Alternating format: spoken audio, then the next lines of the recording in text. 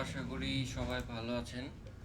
বেশ কিছুদিন পরে আমি আপনাদের সামনে একটি ভিডিও নিয়ে হাজির হলাম। তো এই ভিডিওতে আমাদের মার্কেটের বর্তমান পরিস্থিতি কীরকম এবং সম্ভাব্য মোমেন্টাম কীরকম হতে পারে বা মোমেন্টাম কোন দিকে যেতে পারে এটি সম্পর্কে আমি একটি বিস্তারিত ধারণা দেওয়ার চেষ্টা করছি। তো আমাদের মার্কেটের মোমেন্টামটা যদি আমরা একটু আগে থেকে দেখার চেষ্টা করি, আচ্ছা এটা মিশিয়ে দিচ্ছি। আমাদের মোটামুটি একটি সাইকেল হতে, আচ্ছা এগুলো আমি করে রেখেছিলাম আগে,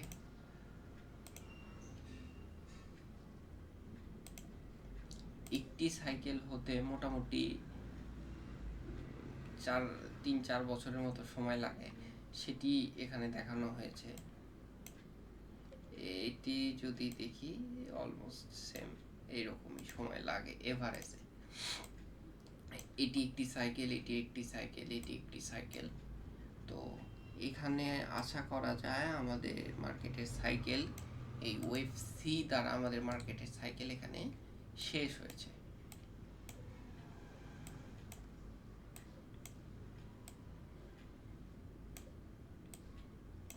এখানে শেষ হয়েছে।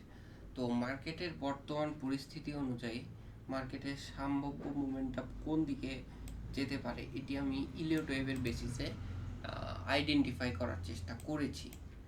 সো এক একজনের মার্কেটের অ্যানালাইসিস, মার্কেটের মানে কীরকম হতে পারে সেটা এক এক রকম হতে পারে। আমি আমারটা সম্পর্কে আলোচনা করার চেষ্টা করছি, আপনারটা অন্যরকম হতেই পারে। এতে এতে বিভ্রান্ত হওয়ার মতো তেমন কিছু নেই। আমি এখানে দেখতে পাচ্ছি আমার অ্যানালাইসিস অনুযায়ী ওয়েভ 1, 2, 3, 4, 5, এখানে আমরা 5টি ইম্পালসিভ ওয়েভ এখানে আমরা প্রেডিক্ট করেছি এবং 5টি ইম্পালসিভ ওয়েভ ইলিয়ট ওয়েভের পর্যাপ্ত যে নিয়ম, পর্যাপ্ত যে সব কিছু অনুযায়ী 5টি ইম্পালসিভ ওয়েভ এখানে সংগঠিত হয়েছে। এবং কারেক্টিভ ওয়েভ, আমরা যদি 3টি কারেক্টিভ ওয়েভ এখানে দেখার চেষ্টা করি, এ, বি, সি। সি কারেক্টিভ ওয়েভটি সম্পর্কে একটি দ্বিধা আমাদের মাঝে আছে। সেটির কারণ হিসেবে আমি বলতে চাই, আমরা এই জোনটিতে করা মার্কিং হিসেবে রেখেছি। এই জোনটি একটি এক্স ফ্যাক্টর হিসেবে কাজ করে। মার্কেট প্রাইস যদি এই জোনটিকে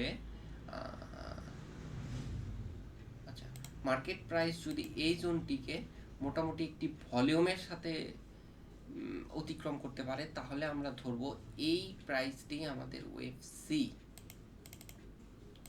তাছাড়া ওয়েভ সিটি আমি ইন্টারপ্রিটেশন করে রেখেছিলাম, ওয়েভ সিটি হয়তো বা এই লাইনটিকে টাচ করে, যেহেতু এই লাইনটিকে এখনো টাচ করেনি, সুতরাং ওয়েভ সিটি এখানেও সংগঠিত হতে পারে বা খানিকটা এখান থেকে রিটেস্ট মেরে এসে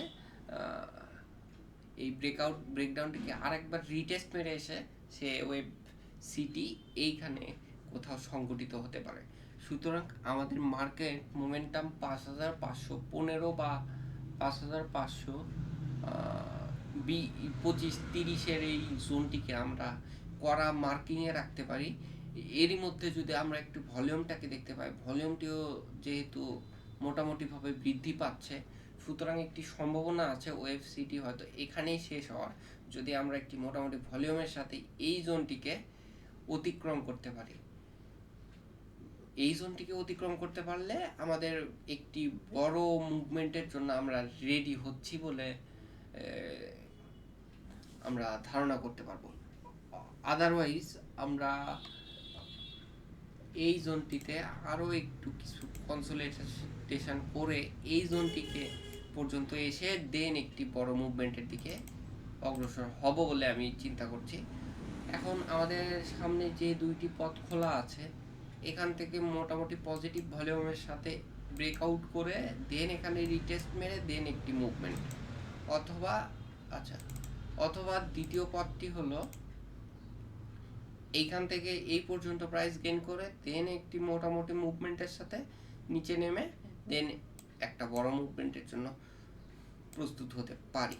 সুতরাং আমরা বলতে চাই আমাদের মার্কেটের যে ভলিউম আছে এই ভলিউমটা যদি আগামী 2-3 দিন বাড়তে থাকে তাহলে এই সম্ভাবনাটাই প্রবল বলে আমি মনে করছি। আচ্ছা, এটি আমি গ্রিন কালার করে দিচ্ছি। এই ভলিউমটা যদি ক্রমাগত বৃদ্ধি পায়, সুতরাং আমরা বলতে পারি যে এই ভলিউমটা যদি ক্রমান্বয়ে বৃদ্ধি পায়, এই প্রথম ক্রাইটেরিয়া হওয়াটির সম্ভাবনাই অনেক বেশি। এবং যদি ভলিউম বৃদ্ধি না পেয়ে একদিন বৃদ্ধি পেয়ে আবার ক্রমাগত পড়ে যায়, সেক্ষেত্রে আমাদের মার্কেটের মুভমেন্টটি দ্বিতীয় ক্রাইটেরিয়া অনুযায়ী হইতে পারে। সেহেতু আমরা ওয়েভ সি এটিকে না ধরে ওয়েভ সি হয়তোবা এই পয়েন্টটিকে ধরবো যদি দ্বিতীয় ক্রাইটেরিয়াটি হয়। সুতরাং আমরা বলতে পারি এখান থেকে মার্কেটের খুব বেশি পড়া বা খুব বেশি প্যানিক হওয়ার কিছু নাই। মার্কেট পড়লে সম্ভবত 5200 পর্যন্ত সম্ভবত আসতে পারে বা 5300 পর্যন্ত আসতে পারে। সুতরাং 100 থেকে 140-50 পয়েন্টের মতো একটি পতন হতে পারে। মার্কেটের কাছে এর বেশি কিছু হওয়ার সম্ভাবনা বর্তমানে নাই বলেই মনে করছি। তো এই ছিল আমার ভিডিও। সবাই সাবধানে থাকবেন, সুস্থ থাকবেন, সাবধানতার সাথে বিনিয়োগ করবেন। ধন্যবাদ সবাইকে।